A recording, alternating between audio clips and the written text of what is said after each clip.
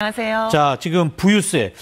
부유세는 부자들에게 세금을 매기겠다, 이런 내용인데, 지금 프랑스에서 이게 왜 지금 이슈가 되고 있나요? 네, 프랑스 전임 정부가 총사퇴하게 된 게 긴축 예산안 때문이잖아요. 세수 부족해서 내년도 복지 예산을 대폭 줄이겠다고 하니까 의회가 불신임 투표했고 네. 또 대규모 시위와 총파업으로 이어졌고요. 지난 18일 프랑스 전역에서 최대 100만 명이 참가한 파업이 벌어졌는데 시위대 팻말과 구호 보면 특히 이 부유세 관련 요구가 두드러집니다.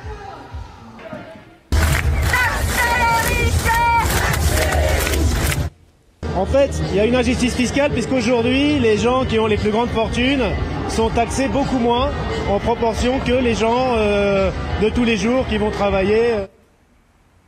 자, 지금 이렇게 세금이 매겨지는 것 자체가 좀 문제가 있다, 이렇게 지적을 하는 것 같은데, 그럼 어떻게 매겨야 한다고 주장하는 겁니까? 네, 일명 쥐크만세라고 하는데요. 프랑스의 30대 유명 경제학자 쥐크만 교수가 주장하고 있는 내용입니다. 네. 흔히 말하는 슈퍼리치보다 더 부자인 울트라리치, 즉 자산이 1억 유로, 우리 돈 약 1,635억 원이 넘는 초부자들에게 매년 최소 2%의 세금을 매기자는 건데요.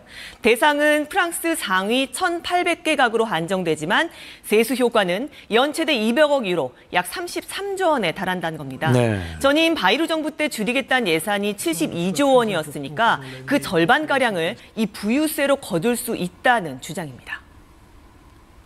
Évasion fiscale, d'optimisation. Et le dispositif que j'ai conçu, que je propose, il vise précisément à empêcher l'évasion fiscale des grandes fortunes.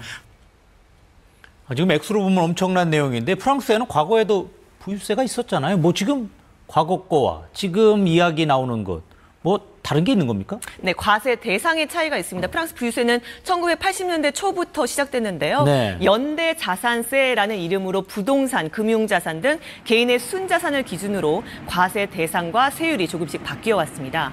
2011년대 사르고치 대통령 때 자산 21억 원 이상으로 대상을 축소했는데 점점 부자들의 불만이 터져나옵니다.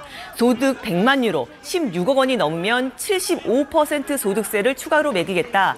올랑드 대통령의 공약이었는데 거센 반발로 2년 만에 폐지됐습니다. 네. 부유세를 피해서 국적 변경 시도도 잇따랐습니다. 대표 사례가 유명 배우 제라드 드파듀가 러시아 국적을 취득했고 세계 최고 부자 중 한 명이죠. 베르나르 아르노 LVMH 루이비통 회장은 벨기에로 국적을 바꾸려다가 비난이 쏟아졌죠.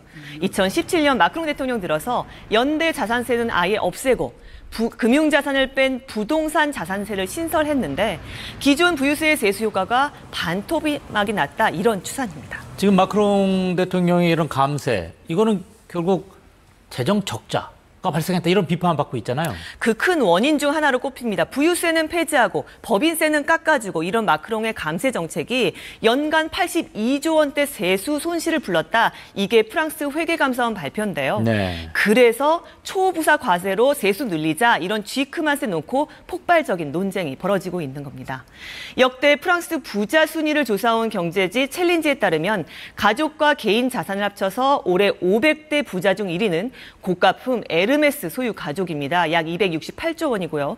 2위가 191조 원의 아르노 루이비통 회장과 가족, 그 뒤로 샤넬, 로레알 등 소위 명품 회사 상속인들이 상위에 포진해 있는데요.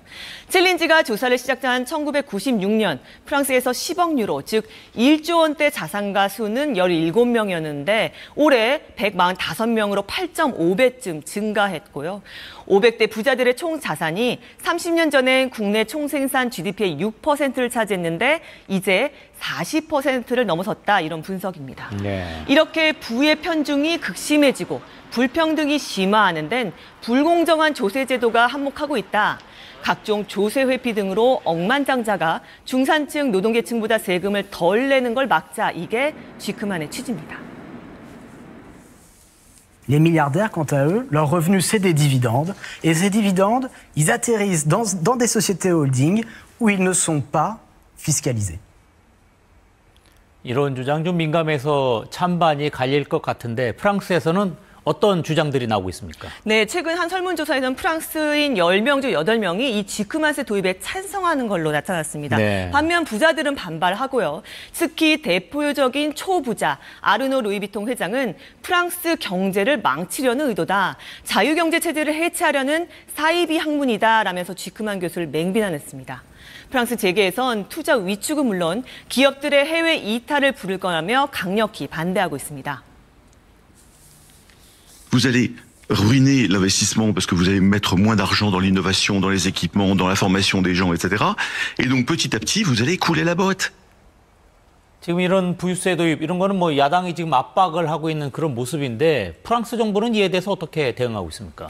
네, 마크롱 대통령은 일찌감치 이 쥐크만세에 대해서 반대 입장을 분명히 했고요. 예. 르꼬니 신임 총리가 이제 금융자산의 일부 과세를 포함한 내년도 예산안을 새로 짜고 있는데 야당은 예산안 통과 조건으로 쥐크만세 도입을 내걸었습니다. 이미 올 2월에 야당 지지로 쥐크만세 법안은 프랑스 하원을 통과했다가 상원에서 다시 부결됐는데 이제 예. 또 입법 드라이브를 거는 겁니다. 신임 총리도 불신 투표할 수 있다. 야당의 이런 압박 속에 다음 달 초가 예산안 발표 시한인데요. 신용평가사 피치가 얼마 전 프랑스 국가 신용등급을 강등했는데 다음 달엔 또 무디스 평가가 나오거든요. 정치, 경제적 위기는 계속되는데 쉽사리 돌파구가 보이지 않는 상황입니다. 네, 그렇고.